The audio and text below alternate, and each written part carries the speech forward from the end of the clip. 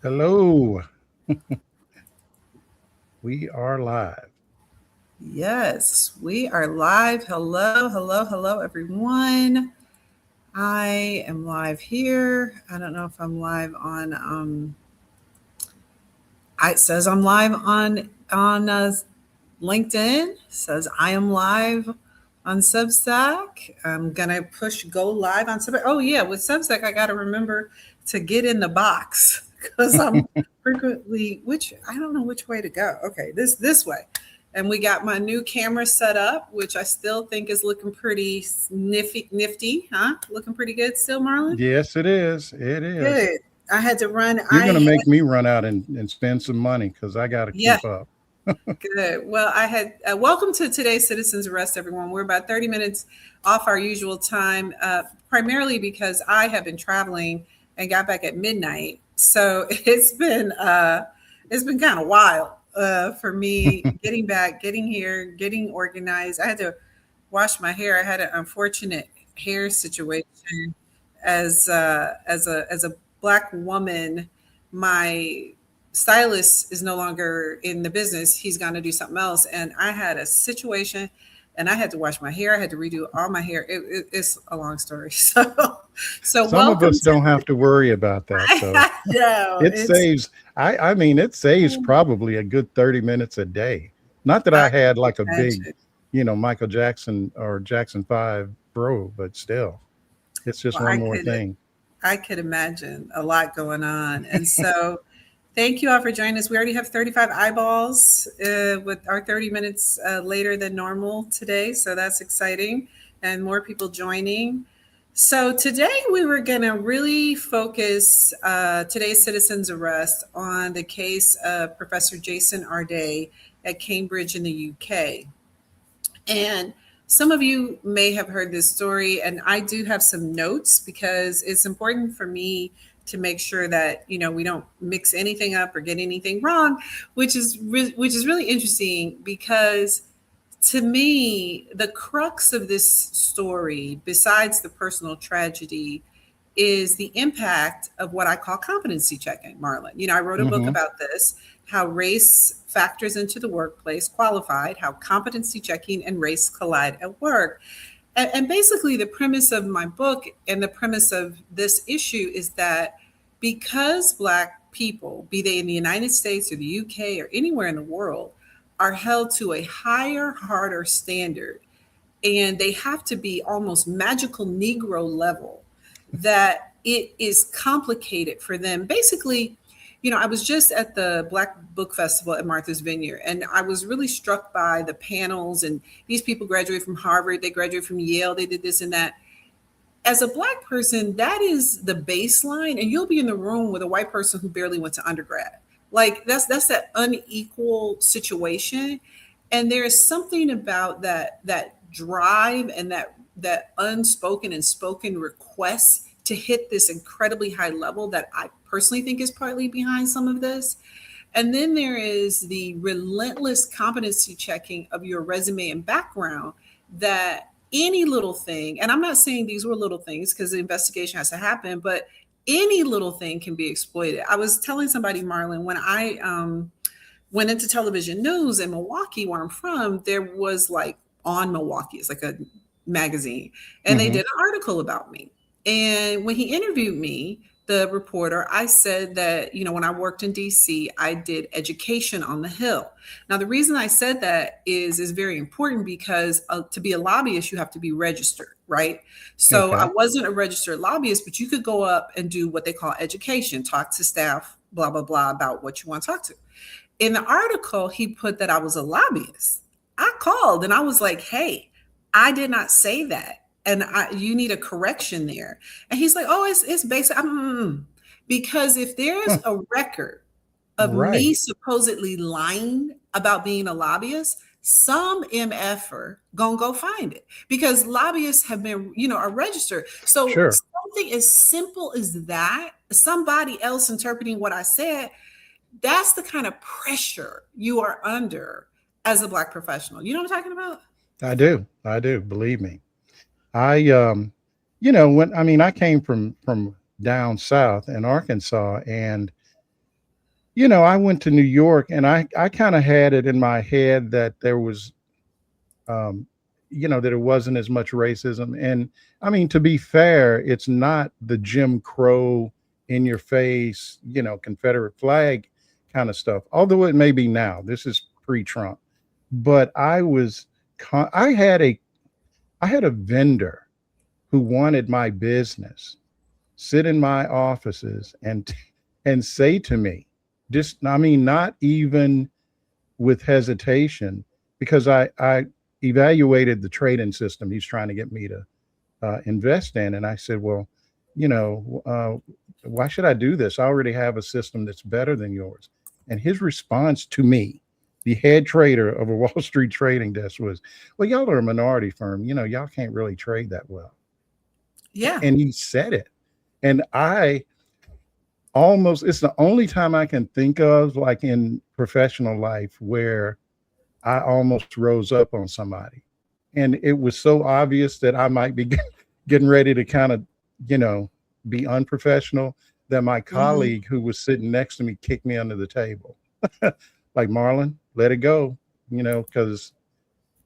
because for us, the reaction is worse than the accusation, you Yeah, know? yeah, yeah. You I get mean, how pretty. we react, I guess, is what I mean. Yeah. Well, If we the don't do it old. in the right way, then that just kind of proves the point. Well, you probably know the phrase "a trick bag." You know what I mean? It's this Yes, thing I do. Yes, that I people do. say, and you want to explain that to the folks. The African American vernacular was a I trick bag. mean, it's the setup. I mean, when I went to work down south, and I've told this story before, but one of my uncles pulled me aside, and he's basically warning me of the trick bag. He's like, okay, Marlon, you're going to work around a bunch of white folks, never worked around a black peer, and they're going to say stuff, but you can't react if some guy, drops the N word around you, because what will happen is you'll get fired. He's not going to Mhm. get fired for saying it. You're going to get fired for how, if you overreact in their interpretation. So you're almost like damned if you do, damned if you don't. And, it's a setup. Yeah, yeah. It's a setup, and it's a no-win situation. It's a no-win Hmm. situation. So first, I want to establish some ground rules in this conversation about what happened to Professor Ade. And the first piece of this is that I am not here to litigate the validity or non-validity of some of the things he said. I mean, I will tell you that when the articles first started coming out, I saw them, and I read some of the things, and I thought, there's this one thing that when people talk about, I'm very sensitive to, because I used to run. I wasn't a very good runner, but I did sprint triathlons a long time ago, and I I I did a story when I was in news, and somebody had this white guy who was a runner who claimed he did all these marathons, and it was from the Associated Press. It was an article, had video, and da da da. And I said to the news director, or whoever was managing the thing at the time, I said, "Hey, this story don't make no sense. Like, this is very hard to do, and I don't think it's true." And then the person was like, "Well, it was on the wire, because the AP, Associated Press, Right. this is where you get stories." I said, "I don't care if it's on the wire. It's like physically impossible. Whatever." They ran the story. Year later, man was lying. He was coming into the race midway, because physically, there's no way to do that, right? Hmm. So my point is, there were some things in his story that didn't always match up, right? But my other point is, there are tons of people who say some stuff that don't match up, and people don't lose their mind over it. You know what I mean? It doesn't go wild. But the question is, for me, if there were things in his story that were exaggerations, that weren't true, what was the motivation for that? We can never know, because we can't get inside him. We don't know, is it his own insecurities? But I tell you this thing that I theorize. What I theorize to a certain extent is, to be a black person in this world, and academia, etc., in professional places, to your point, the starting point is your firm doesn't know how to trade. That's your starting point. Right. So so what it puts on you is this incredible pressure to come up with this Horatio Alger. I don't even know if people still know that reference, but this story that is so huge that Bigger than you, life. yeah, bigger than life, that you can step into the space with average ass white people. And that's why I did this thing a couple of weeks ago about Black excellence is a trick bag. There's Hmm. nothing wrong with being excellent, but Black people deserve Black humanity. And Black humanity means you can be mediocre, you can be excellent, you can be a fantasist, as they say in the UK, and it's not the end of your life. You can be good, you can be bad. We need more wiggle room, more stretching room for Black humanity. And that's why I'm less inclined to promote Black excellence in that way. I'm not saying that Black people shouldn't be excellent. I'm saying there's something in the combination of competency checking, people hyper focused on your specifics, and this required for Black excellence, that you could create a perfect storm where a very bright, intelligent person like this feels they have to have this to succeed. Does that make any sense? It does. It's the same. I mean, I guess in a way of thinking about it, it's similar to, fish stories. Guys that fish a lot and they're competitive. There was a guy I used to work with, and he's one of these bass fisherman type guys, and every fish was the biggest one he had ever caught, whether it Mhm. was or not. He just felt Exactly. like he had to really exaggerate for whatever reason. This is a white guy. I mean, so it's not People. unheard of That's right. for It's people to do That's this. correct. It's not Now, unheard of. I don't. I think what I'm interested in, and the little clip that we'll show, I guess, in a Yeah. minute, whenever you're Mhm. ready. This guy wasn't the only guy at Cambridge clowning, So let's and talk about so that that's before. what really Yeah, yeah. Let's gets name my some names. antenna. I'm gonna look to the side a bit, looking at you guys because I have some stuff that I have written. But so three plagiarism cases. So Jason Arday, right? He was accused of plagiarizing a peer's doctoral thesis or fabricating parts of his biography. Those are the main things. Now, I do want to say this about a book or about a thesis. Sometimes you would be accused of plagiarizing if you didn't put something in quotes and you summarized it. Mhm. So when people say plagiarizing, it sounds real nefarious, like you snuck it with a candlelight and stole their words. But sometimes it's really how you cite. It's the Well, that's citation. what happened to Claudine Gay That's at correct. Harvard. That's They exactly right. didn't. It wasn't like she stole something. They said, she Exactly. just kind Oh, of she didn't messed up. cite it right. And Right, right. this is the conversation that came up with my book, because my book has 45 pages of citations for that very reason. Because I was not fucking around. Like nobody is gonna get on here and say I stole anybody's nothing. You understand? Listen, So I am Sherry. I'm working on my book proposal right now, mhm. and I am not kidding you. I have set up an entire archival section because I want every date to be right. And I don't want That's to, call anybody this or that. You know what I'm saying? You have to do it. And now, which is a whole different issue, but given what's been happening with Black authors, being accused of AI, writing their book and all yes, that stuff. yeah, So yeah, I'm with you on that. yeah. 100%. So that is kind of the thing. But let's before we let me give you some other names. So William O'Reilly, associate professor of early modern history, was found to have plagiarized his own undergraduate students' work. Okay. And there was no 25 articles about him. All right. Cambridge, all the stuff. And then there's Esther Miriam Wagner, Cambridge academic and director of the Wolf Institute, found by an independent committee to have plagiarized her own doctoral advisee, the person who was advising her. Okay. Then you got Nathan Kofnas, Cofnas. Kofnas. He is an American philosopher, self-described race realist. He's the person who I believe said Oh yeah. merit existed, no Black person would ever have tenure because we are inherently inferior. He is a Cambridge fellow, and he is the one who was harassing our day because he mad that he's not there. Okay. So this is the thing. So O'Reilly, the first one, published 3 journal articles that were like the Jason Arday. They haven't even finished the investigation. Oh, and in the investigation on plagiarism, his doctoral was reviewed, and it stood. It said it was not Right. substantial. So it stood. But in this O'Reilly guy's case, he was found on academic review to contain large sections verbatim of uncredited sources. That was not discovered until 2024. That is actual plagiarism. So, and then the Wagner lady who stole this, she is took Wagner is appointed to advise the person she stole the stuff from. Okay. And then Whoa. um there you go. So, and then this is the Jason Arday one about plagiarism.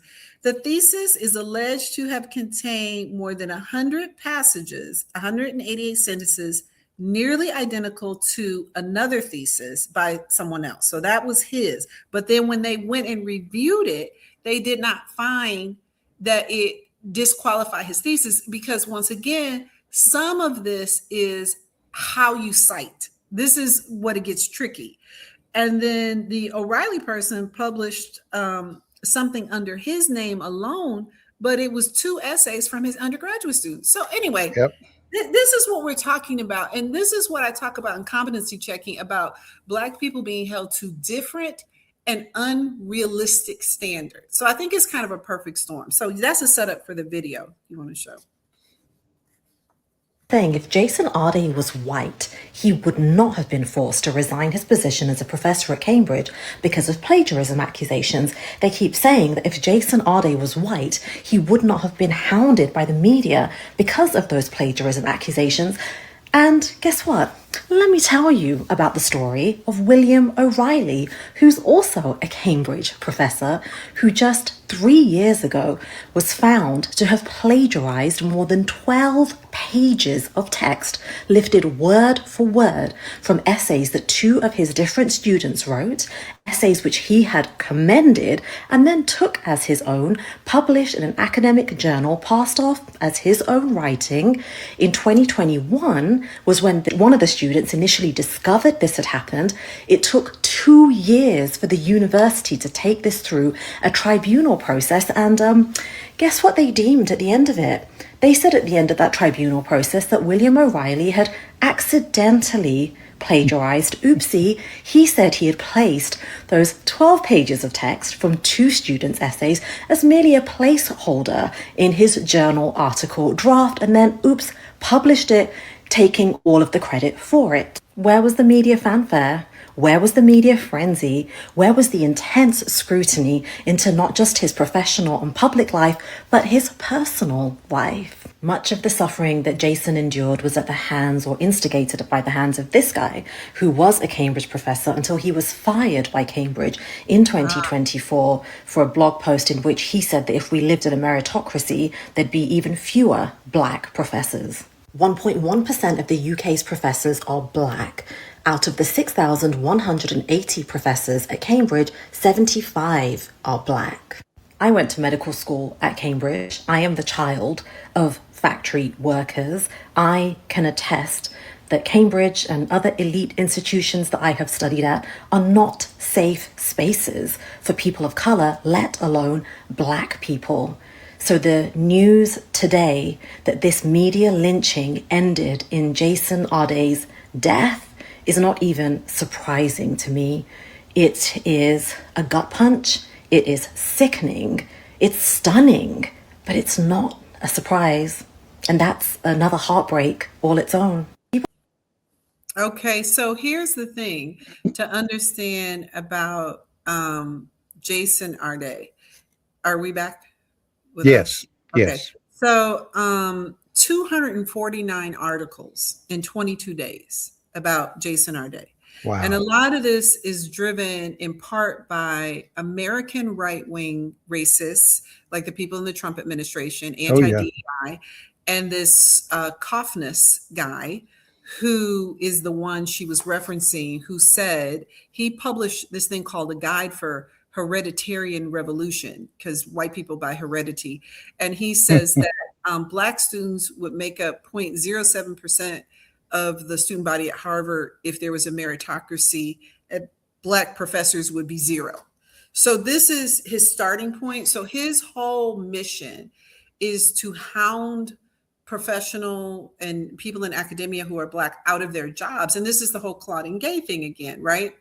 And so this is the plagiarism piece. But then there's this personal story piece that Jason Arday had, that was he didn't speak until a certain age. He was illiterate until he was 18. I mean, some of these things are, they do, as they say in the law, strain credulity, right? Some of the things, when you think of it, you're like, okay, well, that sounds, so what was going on with Cambridge? Like, so this is the other piece. And I'm going to say something that people here may be find a lot to hear. But my mother used to say this. My mother would say she had a suspicion that sometimes white people purposely hired Black people they knew would fail. Was a problem, would fail for the purpose of proving they could fail. That's what my mother used to say. And she had this suspicion, and you do got to wonder about this suspicion, because Harvard appointed him. He was the youngest Black professor ever appointed, which in and of itself was a lot of pressure on him.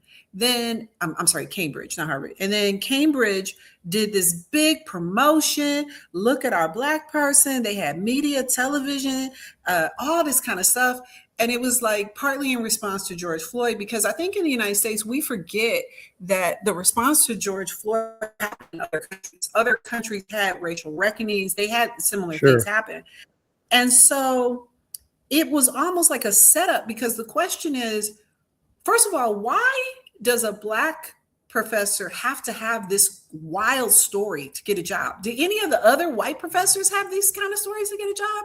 And second, you have an obligation to vet people. Don't tell me you don't know how to vet somebody because they're Black or you're scared to vet them. That's ridiculous. That's the point where Cambridge became complicit and almost mocking in putting this together, in the sense that you just don't know how to do basic due diligence. You know, like what was going on with Cambridge? You know what I'm saying? Like that it got so like if this guy was such a prolific plagiarizer or whatever, how did they not? It's not the plagiarizing piece, because that piece is harder to discover, and that's still being reviewed. It's the personal story piece. So there's this part of his story where he said he ran all these races and raised all this money, and that he was he's autistic child, didn't speak until a certain age. I forget the age, but pretty late. And he says he was illiterate till he was 18. There are parts of the story that they could very well be true, but they are extraordinary, to say the least. And if I was vetting somebody and I was going to promote this story, I would get background on that story. I'm going to need you to run me through, and I'm going to need to talk to people who can verify some of these things, because some of it is, a lot. And the fact that but if true, it's that, it bolsters his. That's correct. Totally fine. But if you had due diligence concerns, why didn't you do your due diligence? And why it was like, oh, this is a magical Negro and we want to put him up. See what we did? We didn't do any due diligence. We didn't check anything. And now we're just shocked and aghast at these questions. What are you even talking about? Like, that's your responsibility. And then, like you said, true, not true, they still have an obligation. And they had an obligation at the time of vetting him and then putting him in this position. And then you have all these right-wing people who are circling like vultures, waiting for any little daylight to attack. It's a setup. You know what I mean? It was a setup for fail. Does that make sense? Oh, it does. I mean, sometimes we see that in at least where I come from in politics. There's this guy, this is years and years ago, Black Republican, and they would always put him up for lieutenant governor. And it was, so they had a Black guy, but he just, I'm not saying he was unintelligent, but he just wasn't somebody you could, what's the next logical step for lieutenant governor? Well, Mike Huckabee became the governor of Arkansas because the guy who was governor after Bill Clinton had some legal trouble, had to step down. Mike Huckabee's right there. This guy, I mean, that's just kind of the ascendant, the path. You see a guy, Mhm. he's lieutenant.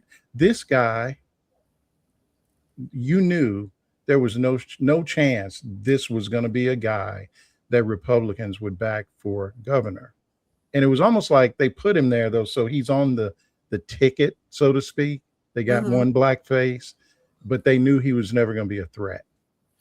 Yeah, and my thing with Jason Arday is he was a bright young man, and the pressure he was put under to both get the position, like in order for me to get this position, I have to be beyond. That's the position Black people are kind of put in. And could that pressure cause you to overstate or misstate things? Like you said, white people do it. We've had cases of New York Times bestselling authors. I forget that guy who Oprah promoted, and that book. Do you Right, remember right. him? And the whole book was a I know lie. what you're talking You about. know what I mean? It was like Um, 1,000 something, something. I forget. But yeah, notorious. Yeah, an autobiography. And the problem is it's not like I already talked about these other people at Cambridge.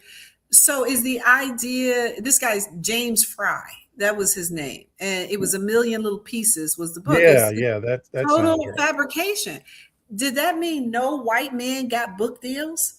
Does in the sense that this Wagner and O'Reilly are also accused of plagiarism, does that mean no white women and white men ever get another job at Cambridge?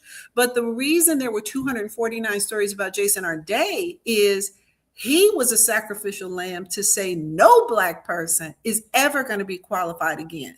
And that is a denial of black humanity. That's what I'm talking about. That's when I say that, black people, where is our humanity? Because we can mess up, we can be excellent, we can be average, but there is no space for that. So the amount of pressure he was under, in addition to picking apart every little thing, was he was now an avatar for every black academic on both sides of the damn ocean. That's tremendous amount of psychological pressure. You know what I mean? Yeah, I do. I'm serious. The last few weeks has got me combing through my manuscript like crazy, doing all kind of, boy, did I use Grammarly too much right here? Just and I mean, my book, you know, it's a personal story. Nobody's gonna make this up. And so I am fortunate that everything I talk about, there, it's on the internet. A But lot you of it. just know that, But but I you know, know yeah. somebody. Don't let me get like any kind of accolades because Mhm. I know they'll be coming. Somebody waiting in the wings to see what they can say. And this goes back to a study I talk about in my trainings, which is where they did a legal memo, and the legal memo has certain errors just built in. And they Mhm. sent it to a group of partners, and they told one group a white associate wrote it, and they told one a black associate wrote it. The group who got the legal memo, who were told a black associate wrote it, found every error plus things that weren't errors. And this was white partners and partners of color who got the memo. So there is a heightened scrutiny. And when they got the memo, the white associate wrote, same memo, they did not find all of the errors, less scrutiny. So the idea that we come into a space where we are enduring a heightened scrutiny is not our imagination, right? But conversely, what that means is that you will have white people who are in fact not qualified, whose mistakes are not getting picked up because they are not subject to. I mean, if somebody has scrutinized you like with a micro, Oh, you can micro, find something on they gonna anybody. find I something. don't care who they You know are. what I mean? Yeah, you can, just like the reporter misstated. He misstated me as Mhm. a lobbyist. I didn't say that. But if somebody says, "Oh, there was an article. She said she was a lobbyist. She wasn't registered." I never said that. You know what I mean? So that's what Hmm. I'm saying. If you scrutinize every little thing, and that is the type of scrutiny Black professionals live under. And that is why I wrote this book, because that is what I was hearing from people, that it's an overwhelming, crushing pressure on a human being to have no space to move. No, people do make mistakes. Sometimes people misstate things. It's But for human. I white mean, we're people, it's human. yeah, but for white people, it doesn't say no white women, no white men can ever work at Cambridge again. No white, we did that. We Let me tried. tell you something. We As a tried that Black thing, and it just didn't work out. as a consultant, I have had people say that they hired a Wow. Black person and it didn't work out. Like one Black person is all the Black people, and one white person is an individual. One Black person is all the people. So you Carrying the can weight of the see whole diaspora. So you can see the pressure that could lead a young man like him to take his life. You know what I mean? Yeah, And that unfortunately. then comes to the British media, and who really led the way, and the relentlessness that they have been toward him.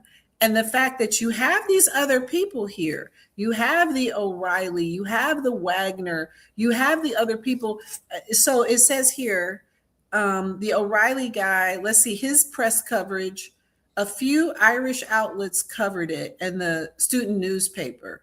And then for the Wagner, there was some trial coverage. But for Jason Arday, there was 249 articles in 22 days. Mm. So you see, there's even a disproportionality there. And he didn't believe he could, live to see another day to try again. You know what I mean? And so let's see here. The Telegraph had the article, CNN, the Varsity, this Coffness guy wrote a piece. He's a race realist, and it's racism to put Black people in places. I mean, how could he stand up to that? You know, I mean, it's not. It breaks my heart that he couldn't see another day. Because life is life. You know what I mean? Yeah. Sometimes we have a good time, we have a bad time. Maybe you have to get old enough to really be able to know that. But and But it some can people be just overwhelming, though, for a lot it of was people. overwhelming for him. It was overwhelming, and white people can never know what it means to have that kind of pressure. That your success or failure is going to impact millions of other people's opportunities. Oh yeah, I do. Shari, as I'm sitting here listening to, you know, just what you're saying, and it's so on point. What we have to do a lot of times is just almost block stuff out of your mind, because Mm-hmm. I can tell you when I was still in Arkansas and I started my investment firm, the one thing that I didn't um, give adequate, um, I just didn't factor it like I should have, was how much of this kind of behavior was going to Mm-hmm. come at me. And it wasn't like people throwing racial epithets at me, but, and it came from places that I didn't really expect. So I started a brokerage business, and I had at that point I'd been in finance for over a decade. And so I knew where the business was. And one of my first sort of, um, cornerstone type accounts was with the state of Arkansas. And Mm-hmm. everything's competitive. They have an investment guy, and he'll call three people when he's getting ready to buy something, and you shoot your best shot.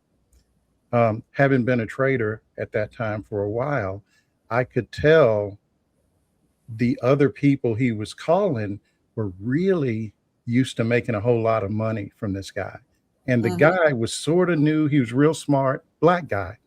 He he just didn't catch it. He didn't have the skill. Mm-hmm. I knew, because I won't go too deep in the weeds, but as a trader, you can figure out if I am losing business, I can kind of figure out what other people are making. Mm-hmm. I figured out one of the firms was my former firm. And anyway, once I figured that out, I knew just how much less I needed to charge. So I started getting all the business. Yeah. And the That, next that, thing I know, Sherry, my firm's under investigation. there you go. And the accusation was the only way you can be getting that business is if you and the black guy at the state are in it together. There you I didn't go. even know this guy. I Yeah, didn't know no, that. no, the man. And Yeah. here's the crazy part. They accused me of making excessive commissions or markups, Hmm. but every trade I did was within the state guidelines. Yeah. And I pointed that out. I said, but this is, you're saying this is the most you should charge, and I charge less than that. And what It's the about the people who hyperfixation. had been getting the business? They were charging more than me. Oh yeah. And they Well, told me, don't worry about them people. yeah. Well, it's a hyperfixation on you in the Oh, yeah. workplace. So any mistake is amplified, and I call it the what is it? The Eternal Sunshine in the Spotless Mind. Isn't it that movie Yeah. where everything Yeah. starts over again? Hmm. All your goodwill as a black person is erased the next day. I swear to God. It's like no matter what you've done, all that people are looking for is the mistake. They're sure to come because they've assumed your And it incompetence. doesn't matter if they can find it or not. No, they can make it up. And the thing about pay is a big one. People do not want to be paying black people. I mean, you can have a contract for money and people get funny about paying on a contract. It's like, but I know that there are other people who are doing way garbage work than I do who make a lot of money, and you don't seem to be pressed or worried or nervous or checking about paying them, and you paying me based on the contract, still don't want to pay. So it's this level of pressure. And so here Jason Arday is under that pressure. He has people in the United States and the UK saying he's a test case for DEI and no black person is intelligent. All black people are stupid and all black people are liars. And his whole story is a lie. He couldn't hear anything else but I got to get out of here. You know what I mean? And Yeah. that is murder. These people killed him. They harangued him to death in the media, which has a parallel to how people have treated Meghan Markle in the UK I was press. sitting here thinking about that. It really does have a parallel because this woman's crime is marrying Prince Harry. And then she did some black voodoo on him that supposedly got him to write a book and say something he, as far as I know, has said before he met her was that being a spare is hard, being in the family, he didn't have a lot. These are things he had already said, but because she was there, she destroyed the British monarchy. The British monarchy that somehow managed to colonize the known world. The British monarchy that said the sun never set on it was undone by one little mixed race black girl from California. And it's as if the relentless hounding is designed to get her to kill herself. That is the Mm, way I read it. mm. That's how I read it. I don't know how you read it. Well, I mean, like I said, as you were walking through this, I was thinking, man, it's just, especially the tabloids. And I saw in the Substack chat, where did I see this? Elizabeth Selig LaRue posted Mhm. that she had read an article on Medium by a Dr. Maya Hoskin about how disproportionate the coverage was about Dr. Arday after he already had resigned. You Well, it know? was it was it was blood in the water at Yeah. that point. It was like a shark feeding frenzy. But it was he is according to this Kaufness guy, he's the example of all black limited intelligence. You see what I'm saying? So Yeah. they were gonna ride this to death. It's literally Hmm. their goal was to ride this to death. And his problem is his ineffectuality. His ineffectuality. Hmm. He is a eugenicist. And see, the problem is Donald Trump is a eugenicist. Elon Musk is JD. These are eugenicists are running the United States. Now, Yep. people say they've always run the United States. Okay, you can say that, but outright eugenicists are currently running the United States. And there is a lot of coordination. People don't realize the United States, when I was there in November, people were saying the way people talk about in the UK is when the United States sneezes, the UK catches a cold. Now, that's not to say the UK doesn't have its own internalized racism, because it does, but our frameworks tend to migrate. And then it turns out the United States government has been funding and helping to promote anti-democratic ideas in the UK around diversity. And so there is a symbiosis here.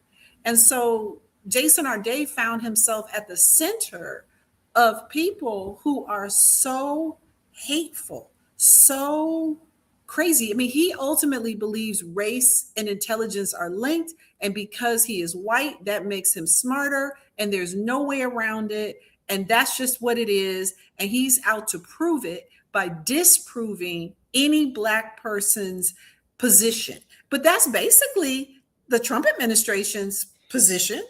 I mean, I don't know. You know what I mean? That's basically. Yeah. Yeah. And so this guy, so here's a little bit about him. He describes himself, this is Nathan Cofnas, Cofnas. He describes himself as a race realist. He believes that intelligence is tied to your racial background. What was his view on race? He had a fellowship post. He wrote a blog post saying Harvard would, shouldn't have any Black people. The backlash led to his resignation. So he was so angry about being pushed out. He got to make sure no Black person has a moment's peace on earth. Okay. Which is a lot of stuff. Like when you think of Stephen Miller in the Trump administration, oh yeah, he don't like Mexican people, seriously, from being a kid. So he gonna make sure Mexicans and all other people who are here as immigrants have them. These are people with serious psychological problems who are leading discourse and public policy. Well, and it's like you said, this is like something that may have happened when he was a kid, and he has held that grudge. And now you give this guy all this power. It's almost like something out of, you see the origin story of a villain, like in one of these Marvel comic book movies, it really where something happened way, way back, and they never let go of it. And then they fucked around and got some power. Well, and in the notes, somebody mentions Bill Ackman, who was we got to talk about Bill. I've been waiting. Who was a big part of undoing Claudine Gay at Harvard. At Harvard, and his wife, MIT professor named Neri Oxman, was accused of plagiarism. You talking about her right here? This person on the screen. I was ready because this is just there you go. Too much. Yeah. This man lost his mind. Wikipedia. She sold stuff from multiple pages and paragraphs without attribution, including Wikipedia, other scholars in her dissertation. And once again, I'm going to say this, same with her, I would say with anybody else, occasionally it is attribution issue other than a nefarious issue. But Wikipedia, though. Just Wikipedia. When you're pulling it off Wikipedia. You can pull it off. It's now you just got to say that's where I got it from. But I will tell you this. So like when I was editing my book, my editor said, you don't have to put the citation here. You can summarize and then you can. And I said, no. I can't, so there are theoretical conversations about like how much you can summarize and how much where you cite. That's actually, this is the problem with using loaded language, plagiarize. Like we only know that as I was scribbling under candlelight. That's actually not usually what we're talking about. What we're talking about is what is actually commonly accepted practice to summarize sections. And you might cite at the beginning, you might cite some at the end, but you might not cite all the pieces because it's inferred, it's clear. You know what I mean? So there are actually questions about that process, and different editors, different advisors may give you different things. That doesn't mean some people aren't actually stealing things, but problem is when we hear plagiarize, we put everything in the stealing bucket, and Mm-hmm. everything actually doesn't necessarily belong in the stealing bucket. But the problem is he up there talking about Claudine Gay and his Right. wife. Oh, she for real was was I mean, Claudine Gay, we've already talked about, but what I Mhm, and the reason Bill Ackman is on was I was just laying in wait for his name to come up. mhm. When his wife was mentioned, first thing he said was anti-Semitism. And Yes. it's like, no, that's not. But here's the thing about Bill Ackman that really um, bugs me. And I don't know why. Well, I do. The media gets on a story and they don't expand the aperture to look at the Correct. whole person. That is such a great way of Cause saying. see, cause see, this Bill Ackerman too over here in 2020, when diversity helped him get a $4 billion deal done. Mm, See, you mhm, see what that is? That's Black enterprise. I mhm, worked for one of the firms that's mentioned here. Um, I mean, look, all over Vanity Fair, talking about, how, this guy is so progressive. He's bringing these mhm. minority firms in. He's paying, because what he did was, if you've ever heard of what's called a blank check deal, and No, it but is I'd love to have basically, a blank check deal. wouldn't I we don't know all? anything. So it's basically where a guy like him, he ran Pershing Square, or still does, a big hedge fund, enormous hedge fund. And in order to get certain investors to give him some, like, so for example, maybe, I don't know that they invested, but let's just say state of New York investment or pension fund. Well, they're going to want to see some black faces. And so what he did was he went out and he got him some black folks. Wrong one. Let's see here. Can I find the right thing? He went out and got black owned firms. And Mhm, look, I'm not saying it's bad. mhm. I'm not saying that he was wrong to do that. I think it's fair. Let the people working on a deal represent the folks whose money that they're playing with. I mean, so I'm fine with that. Mhm. But for him to turn around, what, a couple of years later, and now he ain't never heard of, You ain't don't know don't know nothing about. nothing good about DEI. Well, you know what that was about with him and some other folks at Harvard was the Palestinian protests and the Gaza issue, which they then said. I wish I could remember. I cannot remember the billionaire who was on television who said this. It was a white man, random man whose face I cannot, because I'd like to attribute it to him. But I was watching him, and basically they said that this guy said they're behind the Gaza protests, like Black America, like somehow we were behind this and they were going to punish us. And he said, why Oh, don't I they go to their, remember. wait, he said, why don't they go to their own colleges if that's what they want? Mm. So at that point, there were Whoa. these, well, Why don't yeah, black people go to black colleges, you mean? yes. Why don't they go to their own colleges? That's what he said. And if I Mm. could remember who he was, I would tell you. And I have Googled to try to find it. But it was during the height of the anti, the Right. pro-Palestinian Yeah. protests, and he literally said this on television.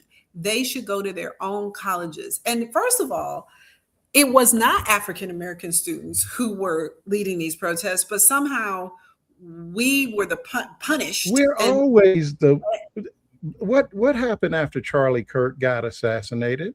They started yeah, bomb threats against HBCUs. We we didn't have nothing to used do right. with it. Somehow we don't have anything to do with it. And it's not that we didn't have any. There were plenty of young Black people who were pro-Palestinian, but it was like we're gonna punish you with the money for doing what we. First of all, we weren't the ones necessarily leading it, but anyway, we're gonna punish you more than even the whole.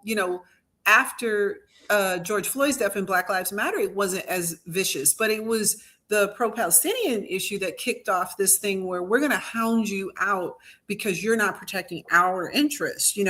That kind of got tied up in there. Mm-hmm. But I do want to circle back to the Meghan Markle thing, though, because the viciousness of the British press has gone unchecked. And if what's interesting to me is the people who are trying to hound her to death, and believe me, they are trying to hound her to death. The amount of pressure she is under, she looks to me like somebody who's under pressure. I know that when she got married, they said Prince Charles called her tungsten, which is like one of the strongest pieces of steel. Mm-hmm. But here's the thing: Black women shouldn't have to be tungsten just to be married. You know what I'm saying? And this, if she was anybody else, and the majority of people who do this are bots, but also middle-aged white women who are insane about this Black woman. And these are the same women who talk about pro women and Epstein women and, bullying, but they literally try to bully this woman to death. Yeah. And you see it in the way, when you look at she is a click factory for websites. It's how people make their money. It's how websites stay in business by saying, David Foster, there's a big article last week, David Foster snubbed her, didn't even want to go near her just because a man like walked past her. You know what I mean? And so this type of thing toward Black people in the UK with the way they use the media is interesting, right? Because the UK likes to hold itself out as not as bad as the US. I'm not saying that's true. I'm not saying that's true. I'm saying but the way the media was used against Jason Arday and the way the UK media is used against Meghan Markle, the logical conclusion is you trying to kill these people. That's the logical conclusion. You know what I mean? Yeah. It's I don't know. I always have this is just, an observation. Our press is different from the UK press in that we chase the shiny stuff. So Jason Arday, if it was something that, emanated from here, I feel like it would have been a story until the next thing that happened. Whereas over there, they are just relentless. I mean, look at what the guy that owns, all the media over there. Remember, they were like breaking into folks' cell phones. Oh yeah, and listening to the voicemails and all kind of. I mean, who would even think of something? That was just something that was unheard of from when I first found out about it. I'm like, damn. Yeah, but one thing to recognize, we are in it. We just government funding British right wing. We are funding. We've lifted. What's the guy Nigel Farage? That's over there. Remember this guy, and this is just kind of a weird thing. I remember when Trump first ran. I think 2016 we're talking about. The very first person to endorse him, if I'm not mistaken, was Jeff Sessions. And he was doing an event, I don't know, Birmingham or somewhere in the Deep South. And, he brings Jeff Sessions out and he puts a MAGA hat on. And this little guy comes out and like, why is that British guy here? Right. It was Nigel Farage. I'm like, what's going on? But Steve Bannon, this whole clique he posted up in Europe. He was that's in what Europe. I'm saying. These guys, they are basically just working in lockstep with lockstep. And I just want to be very clear. And that's what got us Brexit, which I'm sure they regret, but oh well. Right. And I just want to be clear. I'm not saying innocent little Brits are being, they are just as racist. Again, sun never set on the British Empire. One thing I'm always interested in, and I tell my British friends this and they laugh, but I say, how can a person of color ever be foreign to Britain if the sun never set on the British Empire? That's a logic question. Because if the sun never set on the empire, all empire is empire. So India was empire. So India got a claim to empire just like everybody else. How can I be foreign to a place that already colonized and created and claimed me? So how can I ever be foreign there?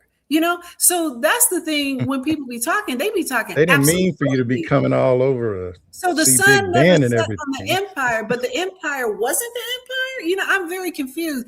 But here's the thing: the United States government, leaked government documents revealed that the Trump administration allocated $12 million to favor conservative movements in Hmm. the UK. Okay, the Free Speech Union and the United States Embassy in London announced a scheme offering $500,000 for public education and awareness programs for limited government and their version of free speech, which is racist speech. Racist speech to them is free speech. And then there's a whole private donor network of wealthy folks, probably think of Peter Thiel and others. They are trying to reestablish what they feel is a European exceptionalism. But European exceptionalism was built on the back of stealing shit. Still all the stuff from the UK, still, I mean, Have from they forgotten Egypt, why from we Africa. broke off from those guys? I mean, it's so backwards, isn't it? But I'm just It's saying. back to the future.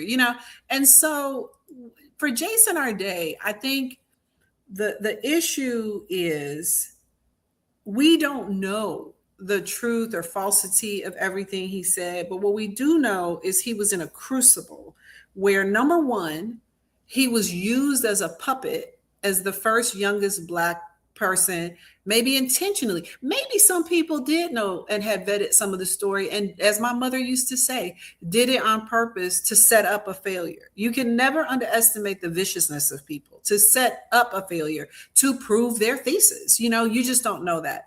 But even if that's not true, he was put in a no-win situation where his standard had to be, way up here, and he overcame all of this and da da da da da to have this job. And then when the shit hit the fan, unlike what they did with other professors, he was just thrown to the wolves. He was just thrown to the wolves. And because of competency checking, people were constantly checking him, checking to find I something. saw a clip of something where a reporter was being interviewed, and he had, I guess, just sort of dug into this guy's entire life story. Everything. And he said, yeah, he told me that he'd gotten all these threats, Mm-hmm. and something about somebody putting a hog's head in his Big head. parents' Yeah, I heard house that or story. Mm-hmm. something. And the guy said he couldn't find anybody that could, validate the story. How he And went and found out how much a pig weighed and how you had to right, it have was a too forklift to heavy move for the the guy pig. to, Yes. like, it couldn't be done. Hey, he needs to bring his ass to Arkansas, because some folks picking up pigs down there, I can guarantee you, Well, you as got much ahead. barbecue pork as we eat down there. Come on.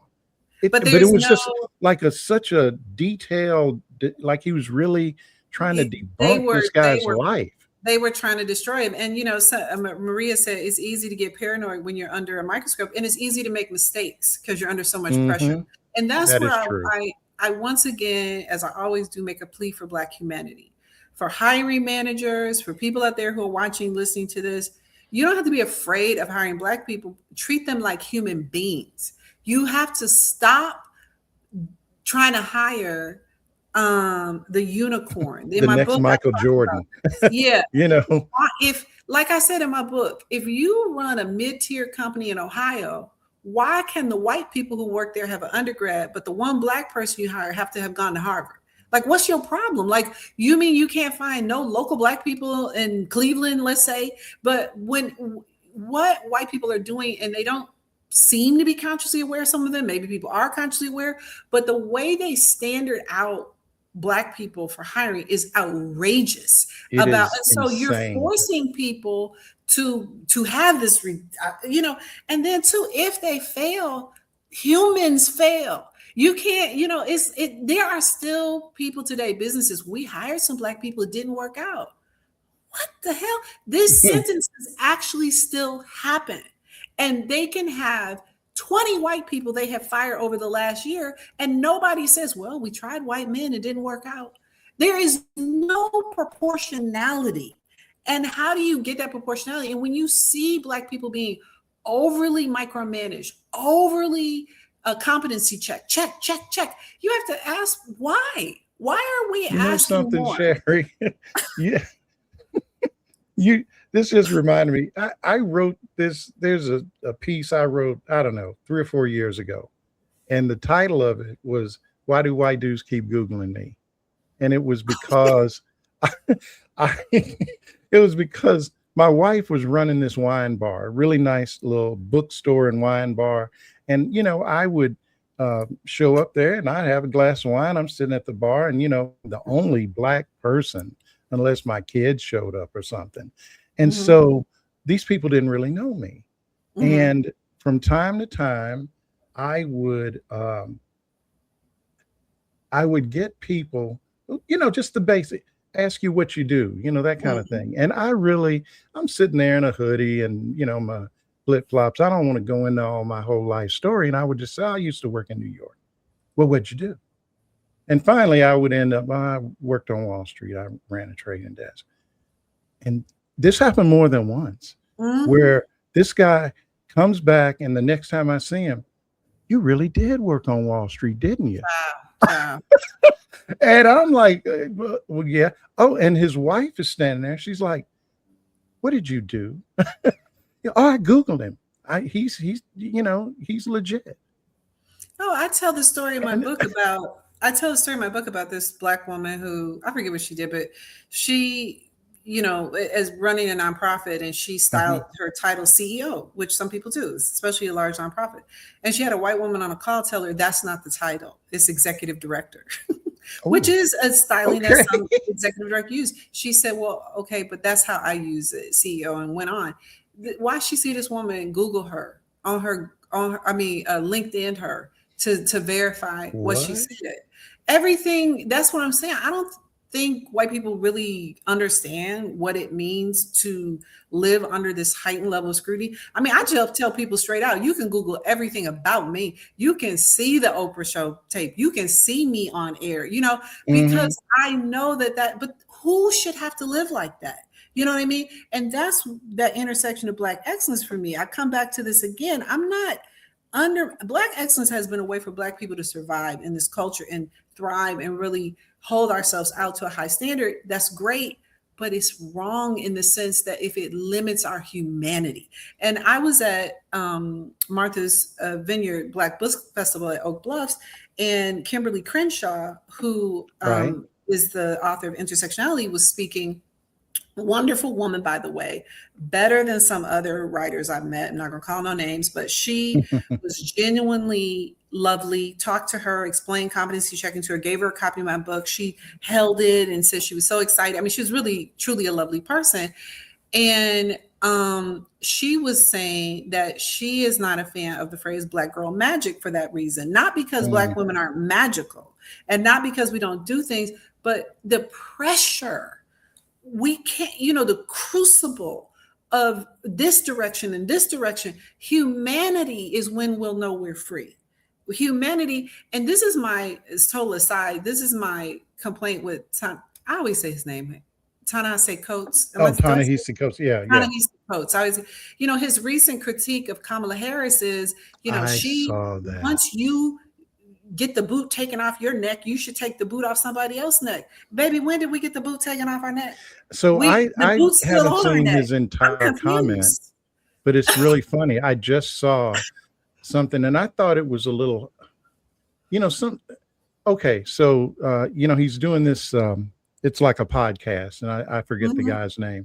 Um, and the guy asked him, sort of something like, well, what do you think about the people who didn't vote for Kamala Harris over Gaza? Do you think that was a mistake?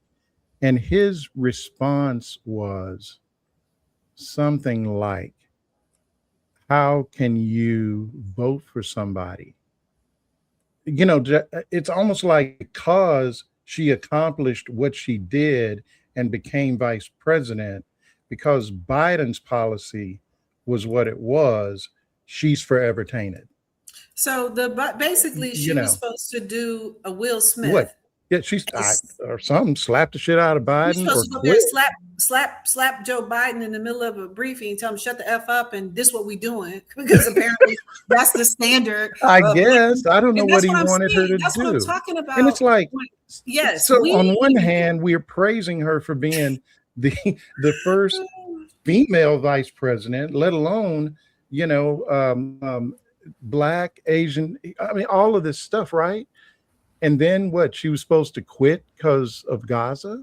She was I'm supposed to not. I'm slap not him. defending She was Gaza. supposed to, Don't get me first wrong. of all, she was marginalized as a VP. She didn't have the kind of power. But anyway, his whole narrative, and this is the framing he used, once you get the boot off your neck, you're supposed to take the boot off somebody else's neck. But I argue the boot is not off our neck. The boot is on her neck. Just because you can wiggle a little bit and get some air doesn't mean how am I going to take the boot off somebody? The boot's on me. You know what I mean? And so this is not to say you cannot critique her. This is not to say that it's the It just unrealistic seemed disproportionate, standard. and I It's like him. I like a disproportionate. lot of what he says. I agree with mostly, but I was actually surprised by that. I was quite offended because it's a child's view of the situation where we are as black people. If he really believes the boot is off black people's necks, I'm worried because the boot is not only, Kimberly Crenshaw Firmly, was saying this. firmly on your neck. She said what black people are not noticing. She was saying this the other day at this book festival. The black people still see the ladder, the two sides, but what they're not tracking is they're removing the rungs every Mm, day. And the mm. things that allow us to climb those rungs are gone. And I also saw Raphael Warnock speak at this festival, and he said what worries him is all of the programs and things necessary to make a Raphael Warnock are being dismantled. He didn't. You don't see. We are not. So where is the boot? The boot is still for. And in the comment section, a woman here, Jolie says, "My husband has to work 100 times harder than the whites, and they are chomping at the bit for him to make a mistake, and it's killing him mentally." Mm. That's the problem. So how can I say Coach say something like that and posit that we are in some position of power when Obama didn't have no power in his job. If we want to keep it 100, the staff and the people who manage what he did, you know, this is a false equivalency. And the reason it matters is we can't dismantle what is still hurting us if we pretend it's not there. If we pretend the boot is not on our neck and we have some magical authority that I didn't know when we got, then we're not still doing the work of dismantling. If we don't notice people are pulling the rung while we see a metaphorical ladder, and if we don't notice that Jason Arday could not live up to this pressure because he was a proxy for everything between the United States and Canada about race and intelligence and relentlessly hounded by the British press, then that's the boot is still on the neck. You know what I mean? I do. Yeah, Oh, that's yeah. And I will tell you. Like I said, I just saw the probably an hour ago. Well, a little over. See what happens, Sherry? I just looked at the clock. We just yeah, we turned got this to into get a out of here. marathon, didn't we? Yeah, we got to get out of here, don't we? Well, you're supposed to, we want to leave before they get tired of us. Or they stop And that, joining the live. I know, I know.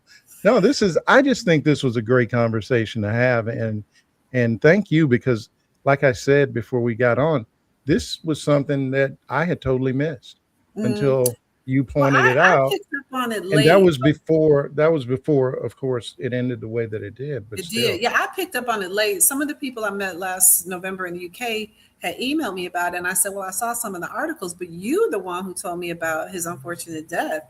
And so, I know it was you know, crazy. and when I wrote competency checking, I wrote the book Qualify, How Competency Checking and Race Collide at Work, because when I would coach and when I would consult, I heard pain, real suffering from Black people. And I remember somebody asked me why I wrote the book, and I said, I got sick and tired of being sick and tired. Like nobody was saying, like even some of the quote best selling race books don't get into what I get into because they skirt things. And what I was hearing was this deep pain in people. And I was like, somebody's got to do something. You know what I mean? And so that was really, this pain that led to this kind of, solution, this permanent solution. That's the kind of pain I was hearing from people. Mm. And I was like, well, I'm somebody. I guess I'll take a run at it. You know what I mean? You're the Because one you were waiting for. yeah, because it's cruel and inhumane, and there are a lot of people who are indicted in this. Cambridge, the UK media, the United States and British racist eugenics conspirators who work together to try to undermine, and their goal is to put us back in a permanent place of subservience. I don't know why people are not noticing that. And then the public who drop in and drop out, like they don't pay it, like, oh, Right. people, I always tell people, every time you click on an article about him or click on an article about Meghan Markle, you're feeding that. You know what I mean? Mm-hmm. So, it's heartbreaking. And our brothers and sisters in the UK, when I was there, I talked about the book, and you would have thought my book was just US based. All of them, with a woman and a man, said this is the same thing happened to us here. We have an international suffering around Black intellectual capacity, people seeing us as not, at a level, and our humanity. And that is something that not just United States Black people deal with, Black people all around the world deal with. And Wow. we have to hold to each other, and we have to support each other. In the United States, I think Black Americans, we have this thing that comes from slavery where we hold to each other, right? To a very strong, we are imperfect, but we will surround and hold each other. And I think sometimes Black people who are in other countries or out there, in the Netherlands somewhere, without communities, they're kind of on their own. And somehow we have to find a way to we have to get past our internal struggles to hold and support each other, because we are going through some rough times, not just in the United States, but worldwide as Black people. So that's what I got to say about all this. I just, Lord have mercy. And on that note, I guess we done. oh, folks, I just hope that these kinds of conversations are helpful, and I feel fortunate to have somebody like you that you have the background to really have like an informed conversation. I don't claim I know a lot of stuff that's happened to me, but I don't really have the the breadth of knowledge. So I just want you to know I appreciate that. I think it's we're lucky that you're around. We're talking from our perspectives. We're bringing our perspectives to citizens arrest. I wish I could make a citizens arrest. I would arrest all the British media, Ooh-wee. all these eugenics. I would citizens arrest all of them. Where's Barney Fife when you need him? You need him. So follow you, follow me, follow Qualified at the Intersection. Make sure you subscribe. Tell your friends, tell your family. Paid subscriptions are always welcome, but any subscribers are important. Marlon has a number he's trying to reach. I'm trying to get out of the doldrums and get subscribers. I think everybody's in the doldrums. I keep hearing from people, and I don't know if, well, you know what? I chalk a lot of it up, though. I'm hopefully, well, it's summer. People aren't around. And let's face it, stuff is expensive. And folks are, spending their money on what little vacations they can have. Maybe they're trying to go buy some beef, so there are pressures, I know, that keep people from, supporting like they might want to. But to the extent that you can, if you look up in the upper corner, you'll see a QR code for me. And there is one for Miss Shari Dunn. And we're not that hard to find. If you're already on Substack, we are probably showing up in your feed. So at the very least, subscribe. I have an interesting story, and this is something I've been following for about a year, and it's starting to come to a head, and it's to do with these prediction markets. So I'm going to try and drop that today. And it's kind of an addendum to, or it's not an addendum, it's sort of the current state of play since I started talking about it. So I think Well, you're better and than it me. affects, well, it affects the midterms. I mean, I know, but I'm you just know, saying this is my creative output for the day. I have to work on tomorrow's newsletter. So that's impressive. I hear you. Well, All right. anyway, folks, again, thanks for showing up, and Yes, yes. we appreciate you. All right. Keep hope alive. That's Really, all we can really, say. Keep keep hope hope alive. alive. Take care, All folks. right. Okay. Bye Take bye. care.